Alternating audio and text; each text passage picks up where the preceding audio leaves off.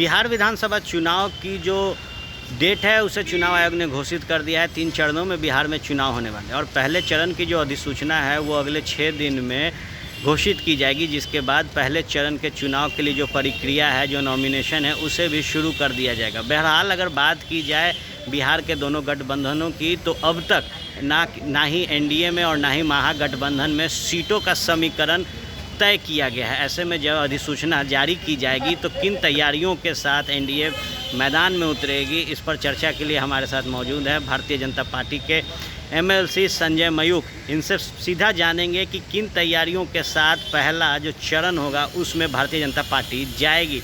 इसके साथ ही चिराग पासवान के रुख पर चर्चा करेंगे और उपेंद्र कुशवाहा ने साफ तौर पर इशारा दे दिया है कि अगले 2 दिनों के अंदर वो भी एनडीए के हिस्सा होंगे। तीनों सवाल के साथ संजय मयूख हमारे साथ हैं।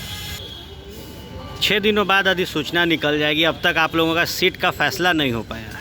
राष्ट्रीय जनतांत्रिक गठबंधन 243 सीटों पे चुनाव लड़ेगी, इतना निश्चित है और अप्रत्याशित परिणाम लेके आएगी, अभूतपूर्व विजय हासिल करेगी, क्योंकि विजय का बिहार की जनता का संकल्प है और विजन विकास का है।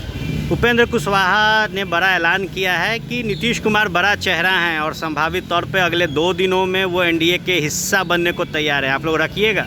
ये तो वो बताएंगे, हम तो इतना जानते हैं कि विकास के साथ बिहार चल रहा है। चिराग पासवान नाराज़ हैं, जेडीयू साफ तौर पे कह चुकी है कि वो बीजेपी के अलायंस हैं, मना लीजिएगा उनको। एनडीए एकजुट है, 243 सीट पे चुनाव लड़ेगी और अप्रत्याशित विजय हासिल करेगी। 143 सीटों की तैयारी चिराग पासवान कर रहे हैं। 243 सीटों पर एनडीए चुनाव लड़ेगी और अप्रत्याशित परिणाम लेकर आएगी, अभूतपूर्व परिणाम होगा, विकास की धारा अविरल बहेगी।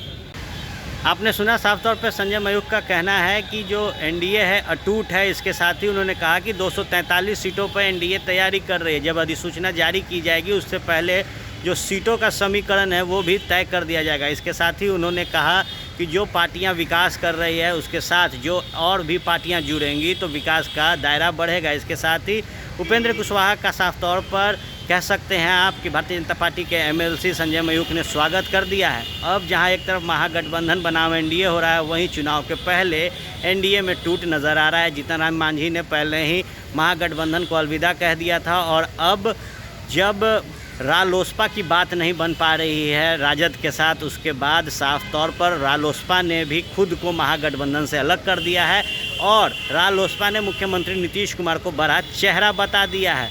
देखना दिलचस्प होगा कि जब 3 चरणों में चुनाव होंगे, अब तक सीट शेयरिंग नहीं हो पाई है दोनों ही गठबंधनों में, तो अधिसूचना के पहले किस तरीके का समीकरण बिहार के लोगों को मिलता है, कौन होंगे उनके जिले के, उनके विधानसभा के उम्मीदवार, ये देखना दिलचस्प होगा। बने रहे फर्स्ट बिहार झारखंड के साथ। धन्यवाद।